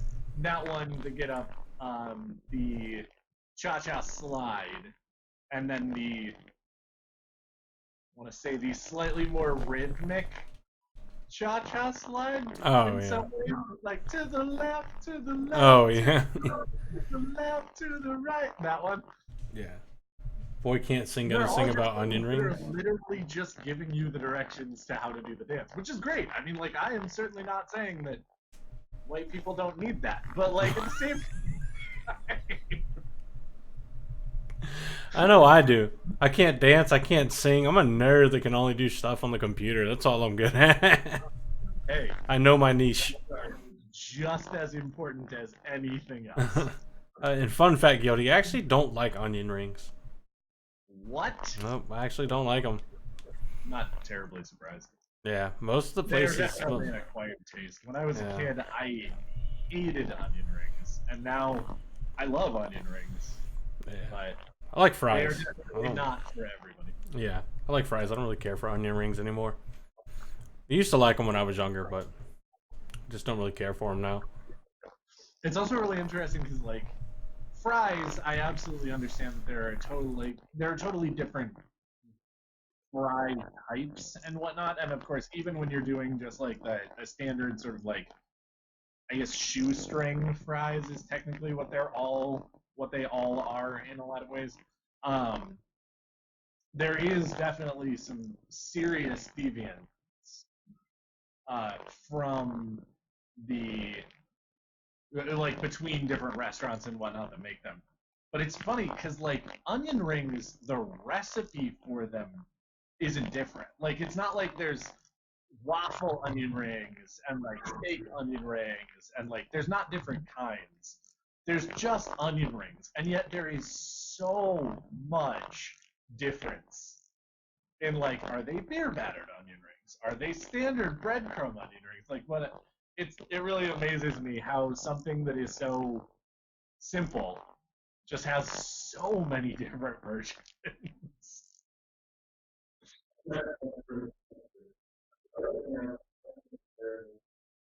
It's true. It's true. Especially for food is such a like specifically loved thing by everybody that you know just anytime that you have a recipe for anything and you share it with other people, they're going to make their own modifications to make it more their style, and then you will have a new version of that thing. Yep. Oh no. Toss my I will touch my headphones back in.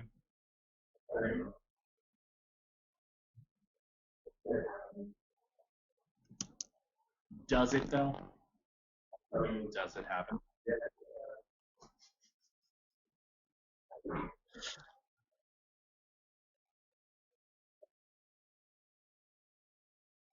Did she say that?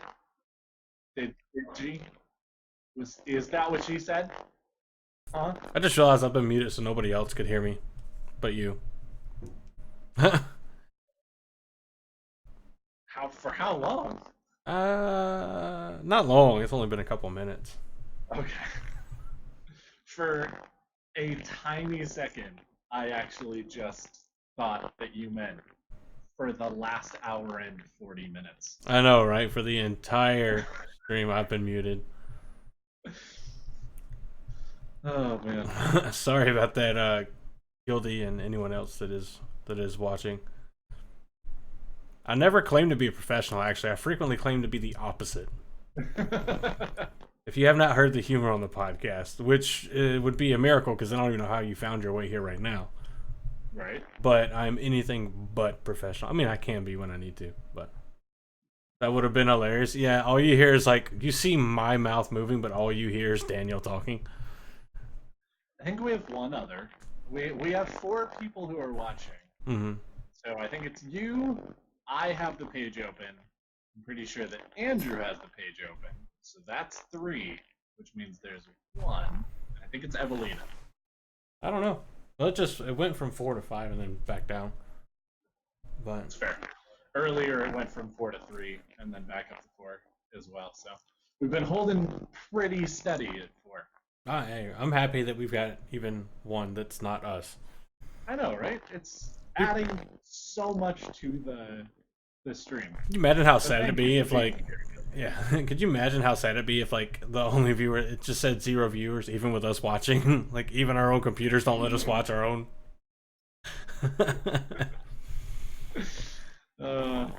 Why you do this? That would be very disappointing. You've done me a disappoint.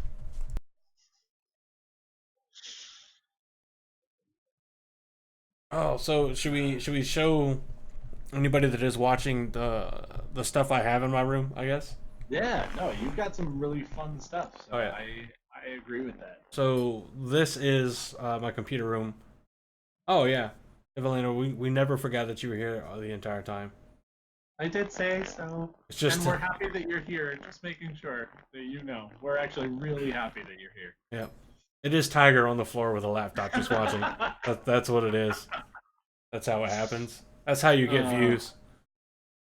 So this used to be my old roommate's room, and I moved all his stuff out into the other guest room and reclaimed this for my computer room.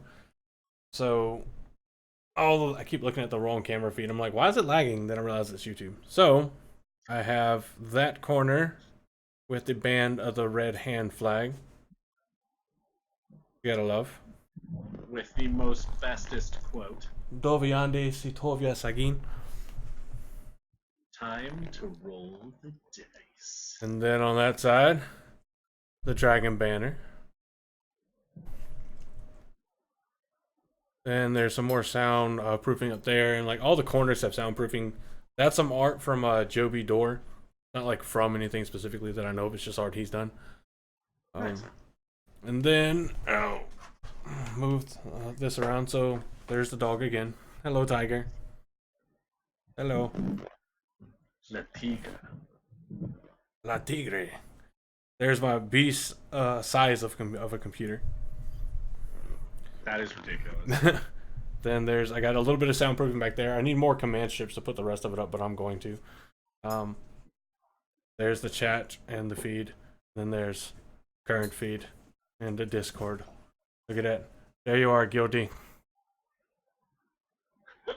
Backwards, but there you are. And then all this other art is by Cave Geek. As soon as the exposure fixes. I got the Marauders map. I got a Yoda. Over there is a Heath Ledger as the Joker. The pops I have. And then below the bookshelves, of course, you got Groot, the Eye of Smaug, and then the map of Westeros, as well as the free cities. And then everything above that is Wheel of Time. So, Yeah. got the bookshelf with the Eye of the World being... I don't know if I can get my finger in there. Right there. And then going that way goes up to a Memory of Light with the companion up top. That is a print of Cave Geek's rendition of the Wheel of Time map. And then, Tiger, go lay down. Every time I put my hand down, she's like trying to lick all over my hand. And then that is the whole speech from Tom Merlin of You Want Stories? Right there. You just sit right behind my monitor, but then of course I got the amazing America mat and America themed keyboard. So it was done. America. It was done like that before the 4th of July, so, and it just kind of stays that way. I'm not American just one day. I'm American every day. I mean, you are free to be an American every day. Yeah. Ooh. So let's get another about 2 hours is probably going to be the time limit for these kind of things because Tiger is starting to get rambunctious. Where like every 3 seconds I have to be like, just go lay down. Go lay down. I'm busy. You should know this by now. It's been this way for 2 years. So even at 2 years old, she's still got so much energy and so much. She's just a very energetic dog. It's just been too hot lately to put her on her lead and let her run around outside. Yeah. Even as a short-haired dog, it's still got to be wicked hot and. Oh yeah. Oh, she sheds. Sheds like a mother. Ridiculous. Also, thank you very much, Gildy / Michael Scott, for your comment. I get it. I see it now. I was like really confused for a second. I was like, the name's familiar. What is it from? Oh yeah, The Office. You miss 100% of the shots you don't take. Wayne Gretzky, Michael Scott, Daniel Weichert. It works. It works. That's too many quotes. How dare you? So we're kind of coming down to our last. It's about 13 minutes or so now. Yep. And it's always been open from the start. But is there anything that anybody that's maybe watching in the chat, whatever, would like to ask or like to clarify, like us to clarify on from any of the episodes we've had, or anything like that. Any questions? Doesn't have to be just about the podcast or just about a specific episode. You can ask within reason whatever you want. I'm pretty sure that both of us have actually read all the way through the series, so you can even ask the stuff we haven't gotten to in the podcast. Yeah, I'm actually. I'm sure that we will go very in depth into those things later on in the actual podcast. I'm still on book 1. Wouldn't that be something? You start a Wait a podcast. second. How did you know all that stuff about the last book review we did? Google. Didn't you see the Wheel of Time companion up there? Ah, yes. No. Yeah, actually, I've read it 1 and a little over a half times. Nice. So I'm still working through my second reread. If I can ever get the time to actually sit down and read. Yeah. For the last couple of months, work has been too hectic, and I've been too exhausted in between this and that to do it. But favorite moment. Oh, you can go first there, Daniel. I have to think about that Yeah. for just a moment. Oh, I know mine. For just a moment. All right, go ahead, because I gotta think of mine. Yeah, and I think I've said this before when we did, I think I said it twice actually, when we did our review of Fires of Heaven and the crossover episode with the White Tower. My favorite moment to date still is the sex igloo. Yes. That is still my favorite moment. Because for so long, from not too long after Avienda and Rand met each other, I shipped them so hard. Part of it was just the way the writing mechanics were going, and knowing Min's viewing, you kind of had to know that it was going to happen. That she was a very, very likely candidate. There's a very distinct way that the interactions between Rand and Min, and Rand and Elaine, and Rand and Avienda are versus Rand and any other female. There's no interaction between Rand and Moraine that hints at it, or Fairlane, or definitely not Kathleen, but that's not who I was going for. I mean, it's fine, whatever. But I shipped them really hard, and I really wanted it to happen because Avienda is hands down my favorite character in the entire series. Period. Point blank. Yeah, not Lan and Avienda. She wasn't the one trying to fuck him back to health. But yeah, the sex igloo is my favorite scene, just because it's one of those moments that you catch Avienda doing this inherently wetlander thing that she is obviously embarrassed to be caught, because to her it looks like she's going soft.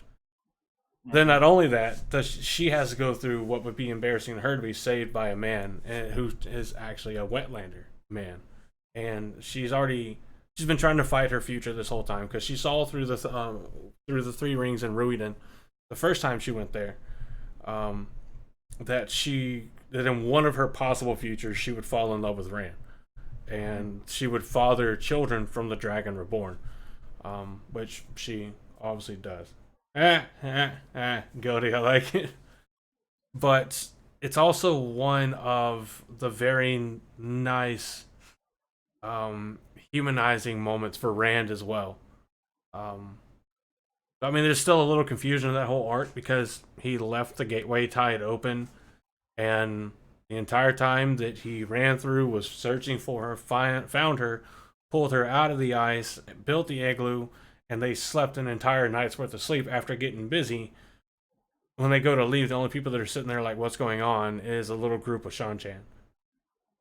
Because I think that was interesting. That's a glimpse we get to see into the actual lands of the Shan-Chan on Trimble King. But to be fair, I don't actually think they sleep. Because if they actually sleep, Rand would lose the channel. Well, yeah, but he tied off the weaves, because he had already learned how to tie off weaves from Asmodee. Right. You're totally right. Yeah. You are totally right. So, the tying will dissolve and undo over time. I think on the gateway style weave, you can't just have a permanent gateway because it's too volatile. Sure. But yeah. Yeah. They do sleep, because she makes the comment. She was like, I guess it is true that men must sleep after, or something like that. And she was like, do you intend to sleep all day, or do we need to get back? Blah blah blah. Yeah. And it's kind of funny because she's sitting there dying of just being cold and wet, giggity, and he's like, I've got to do this to keep her warm, but it's so embarrassing. And whenever she like comes to and realizes, she's like, "You're going nowhere. I got you for 3 whole minutes." Because let's face it, this is first time that's probably as long as he lasted. Sorry, Daniel, you're gonna have to deal with a 3 minute scene that's mostly built up. It's okay. We'll deal. Yeah, but yeah, that's my favorite scene. What's yours? So mine is actually the moment when Rand is in the meeting place with all of the Aiel after having gone to Ruidion. And he's broken custom and gone to this place before even all of the clans are there. And Couladin is there with the Shido, and Savannah and he are making some shit happen. And there's this moment right after Couladin reveals his dragons, and he's yelling. And he's yelling at everybody about the glory of the Aiel and how he's going to lead them back over the mountains and take back the whole of Randland and whatnot. And the book describes it as this really intense moment where Rand just literally like sort of standing behind Couladin just undoes his sleeves and rolls them up and walks out to the front of the stage and holds them up. And it's one of my favorite moments because again, it's one of those growing moments for Rand where he doesn't shout, he doesn't make a huge scene, he doesn't make an ass of himself to go ahead and tell the truth and do all of this stuff with Couladin. He just walks up to the front of the stage and holds his arms up. And of course, like it's also one of my favorite moments because it just shows the idiocy of Couladin because he's still ranting and raving about all of this different stuff to all of the completely silent Aiel who are all staring at Rand now. And it takes him like a number of seconds, if not like a full minute, to realize what's happened and react to it. And you're just like, "Oh, Couladin, you dumb motherfucker." Yeah, because I can't remember how does he get the second dragon? Do they ever explain it to us, or how does it get them? Period. He gets both of them from Asmodean. That's what I thought. Yeah, Asmodean gets both. Yeah, which is kind of funny because he doesn't ever go to Ruidion at all, and he never actually gets even a single dragon on his own merit. He just gets them manufactured by Asmodean. Yeah, which is kind of funny because it forces then Rand to complete part of the prophecy. Mm-hmm. Because they're like, well, how can you prove it? Well, I know something that you don't. Yeah.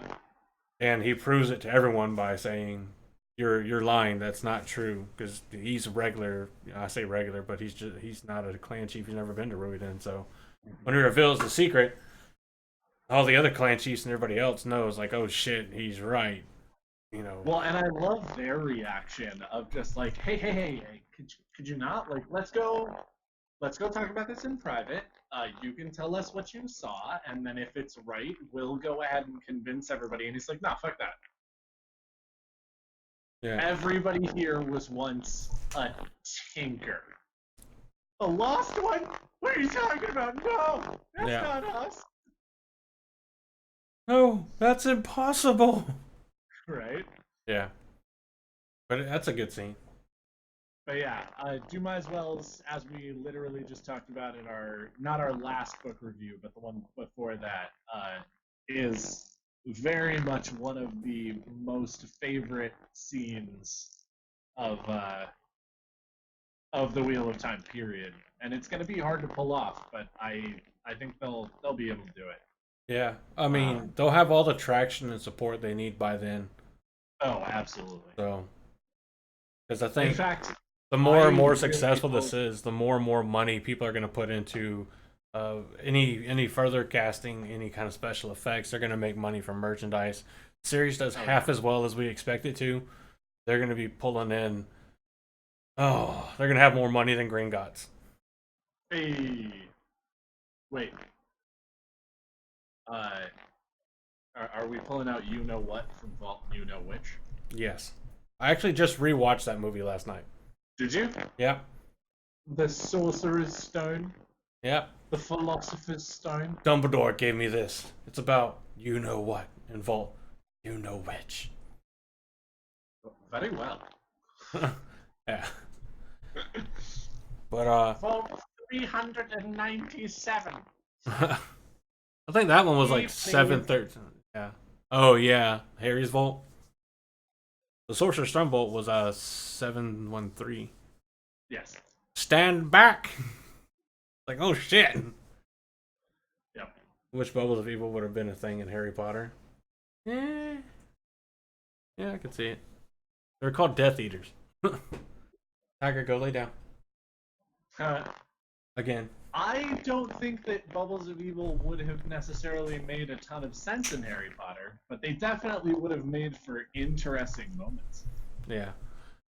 All right, I think we got time for maybe one or two more questions from anybody that wants to ask. Evelina, and there's no such thing as a dumb question, so anybody can ask a question. Or I don't think there's anything as a dumb question. I think most people would say the same. I mean, there are, but I don't view most questions as dumb. I'm going to stop while I'm ahead on that one. There we go. During the Battle of Hogwarts, Bubbles of Evil all over the place. Yeah, that was Nagini. Oh, I'm sorry, those are just Voldemort farts? Yeah. He doesn't have a nose. It can't come out this way. It's just gotta... You know he's eaten some garbage. He's been not an actual person for a very long time. He's having all of the fast food that's just bad. Moldy, voldy farts. It's disgusting. So gross. That's why he's always got that pained look on his face. Oh my god, I found out the other day that apparently Ralph Fiennes, the really, really awkward hug that he has with Malfoy at the just before, you know, the final duel between him and Harry was totally unplanned. It is not in the script. And so when Draco Malfoy Tom Felton is walking over, like Ralph Fiennes just hugged him, and he was like, I had no idea how to react. And the director was like, perfect. That's exactly what you would look like if Voldemort hugged you. Oh, yeah, definitely. Oh man. Yeah, I've actually been watching a number of like lists of the top coolest things that were like that made it into the film that weren't actually in the script. A lot of them were really fun. I can believe it. I grabbed a handful on the way past too. Tiger, go lay down. I'm almost done. Lay Bit down. of a Tom Felton fan, huh? All right. Well, we have hit about 2 hours. Indeed. Doesn't look like we have any more questions right now, which is fine. Absolutely. So you kind of got to see some stuff I have in the room, and we just got to sit here and kind of chat and bullshit about a bunch of different stuff. Tom felt up more like it. Something that I'd like for us to try to do more of in the future.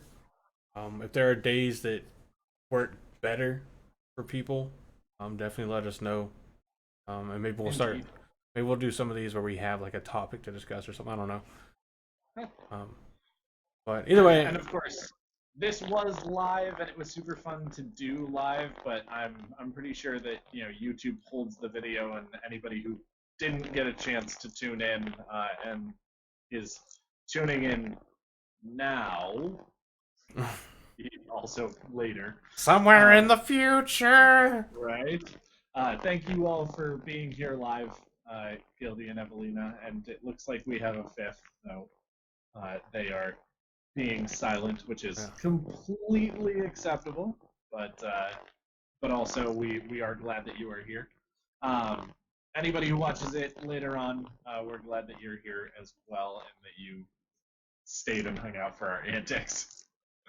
Yes, yes.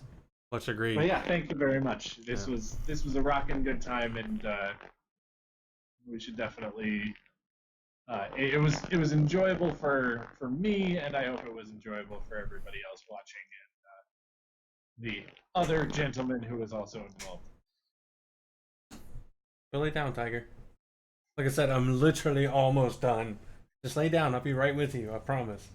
Andrew, you do know that this is turning into the wheel weaves as the wheel wills, right? All right. It's gonna be Like 98% of Maureen's lines are just that, and 98% of yours are Tiger, go lay down. Yeah, I know, right? Oh, great music and nice chat. Oh, thanks. Yeah, it was a lot of fun. Tiger, that was not. What part of that? Come here. Come here. Just come on. Up. I give up. Oh, Indeed. until she falls.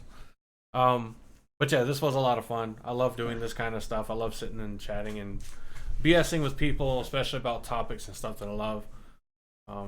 And as much as she butts in, I love the dog butting in. Indeed. Until she's, what are you trying to stand on? Anyway, she's trying to learn how to walk on air, but she's not quite at that capacity for weaving yet. So, come on, get back up here. I know you want to. Oh, stop licking my hand. There's nothing on it except for you. Stop. My dog is trying to kill me and prevent me from having children. Yes, exactly, Goody. That's what she keeps doing. She keeps trying to stand on them. I would like to have kids at some point, Tiger. Honorable mention Darwin Awards. Yeah, I know. People whose dogs fall on their balls. Wah wah. But Awesome, guys. yeah. But all right, guys, this has been fantastic. If you enjoyed it and you want to tell Wheel of no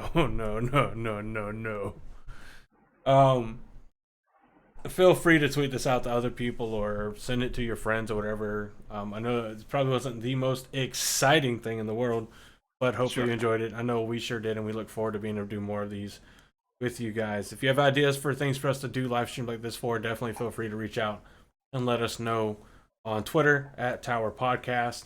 You can email them to us at blacktowerpod@gmail.com.